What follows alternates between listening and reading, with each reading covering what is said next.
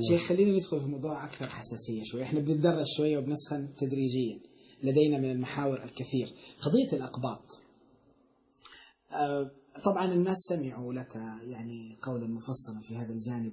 أنا بأطرح ما أثير على الساحة منذ أقل من يومين في أطروحة الآن جديدة بمقاطعة موبينيل لأن صاحبها نصراني.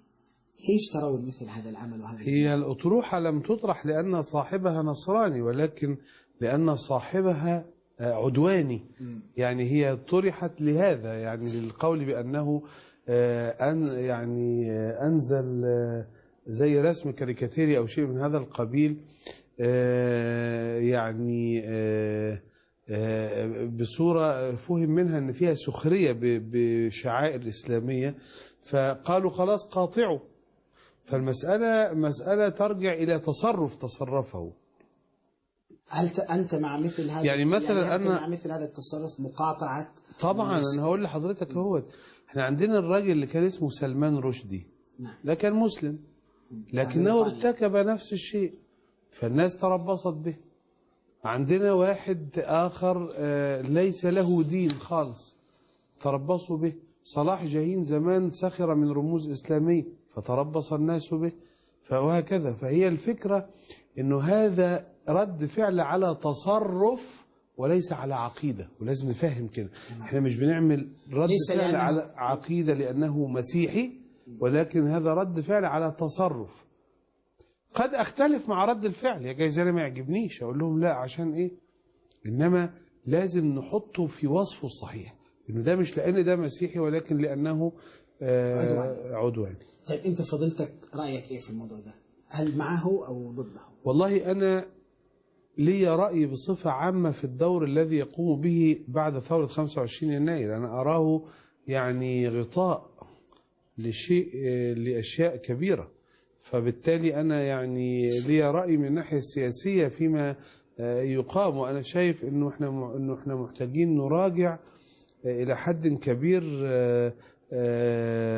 تصرفاته المالية في أثناء حكم حسني مبارك، يعني بصفة عامة كمبدأ سياسي، إنه هو أحد رجال الأعمال اللي يصح مراجعة تصرفاتهم المالية التي كانت في عهد حسني مبارك، وأنه ساهم في الوضع الحالي في أحداث 25 يناير وما بعدها بالشكل ده لينقل نفسه إلى الوضع السياسي بدلا من أن يساءل في الوضع المالي. فدي مسألة لازم تراجع. إنما شيء طبيعي أنه هو إذا ما يعني بلغ به الأمر أنه يسخر من مصر الإسلامية، ومصر الإسلامية مصر إسلامية مبتدأ وخبر، مش عايزة كلام. يسخر من هذا لدرجة أنه هو يجيب ميكي ماوس لابس حاطط لحية وميمي لابسة نقاب ويقول ده شكل مصر لو بقى فيها كذا، يعني كأنه يقول أنه حتى ألعاب الأطفال هتغمونا، مع أنه الرسول عليه الصلاة والسلام اللي هو أصلا يعني له في التماثيل المصورة ما له من أقوال، سمح للسيدة عائشة أنها تلعب بالفرس اللي له جناحين، وسمح لها بالدمية العروسة اللي تلعب بيها، وسمح لأطفال الصائمين بهذا. يعني الميكي ماوس وميمي ده تراث إسلامي أصلا، يعني مش مسألة. يعني لو حبينا نجد نص أقدم من النصوص الإسلامية تقول إن الكرتون ده وسيلة ممتازة مش هنلاقي. الإسلام يمكن هو أقدم النصوص البشرية اللي بتقول إنه الكرتون وسيلة ممتازة تربويا للأطفال.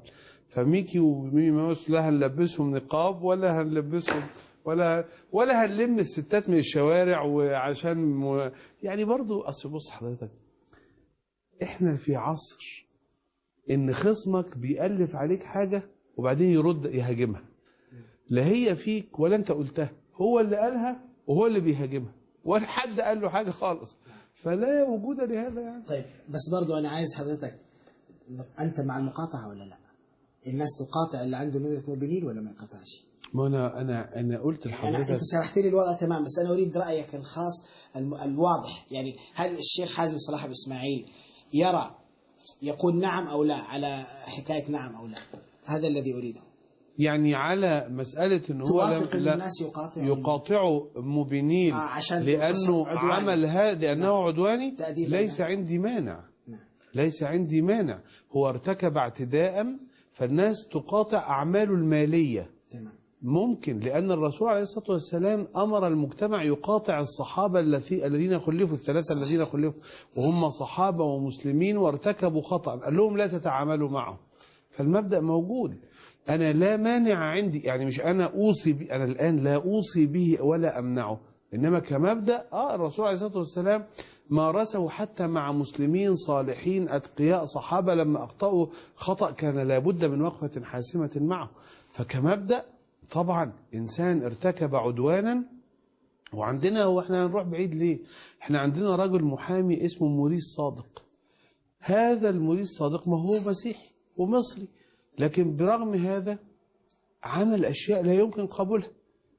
فرافع أحد المصريين قضية في مجلس الدولة فحكمت بإسقاط الجنسية عنه، لم يعد مصريا ووصمته بالخيانة العظمى. فأنا عايز أقول لك إنه لا يكون مسيحي يخليني أفتئت عليه أو أضغط عليه أو أظلمه، ولا يكون مسيحي دي حصانة. لا، دي مش حصانة. إذا ارتكب عدوانا نعم لا مانع من أن يحاسب وحساب دقيق، وفي نفس الوقت لا يكون العدوان عليه مبررا بأنه مسيح. فلا حصانة، لا حصانة. شوف يا أستاذ وجدي، الفتنة الطائفية في مصر تحل بكلمة واحدة فقط، مش اتنين: العدالة الحاسمة. فقط العدالة الواضحة الحاسمة، المحاكمة العلنية. يطلع المجرم مسلم نبهدله، يطلع المجرم مسيحي نبهدله، لا ده له حصانة ولا ده، وقدام الناس ما فيش حاجة اسمها نصالح ونطبطب. لا، لو أن فاطمة بنت محمد بمنتهى الوضوح عارف ساعتها سيطمئن كل إنسان إلى أن الحق لن يمسه بسوء، وأنه لن يضيع حقه. سينتظم المسلم والمسيحي. إنما مش عشان واحد مسيحي هنفتئت عليه، ومش عشان مسيحي هياخد حصان. مسألة واضحة جدا. لكن أنا قلت بقى إن لو أنا في يوم من الأيام زي ما واحد مسيحي طلع وقال أنا لو الإسلاميين حكموا هاخد طيارة واسيب البلد وامشي، فأنا قلت وأنا بقول سنرسل نحن وراءه يومئذ من يقول له يا أخي بل هذه بلدك، تعال وتفاعل فيها ولن يدوس لك أحد على طرف، وكل حقوقك موفورة ومصونة، وإحنا نحفظ لك كرامتك وعقيدتك وشريعتك وتفاعلك وكل شيء. فالمسألة يعني فيها منتهى الحنو والبر والعدل، وفي نفس الوقت لا يسمح أنها تكون سبيل للبحترة أو البعثرة كما يقول المصريون.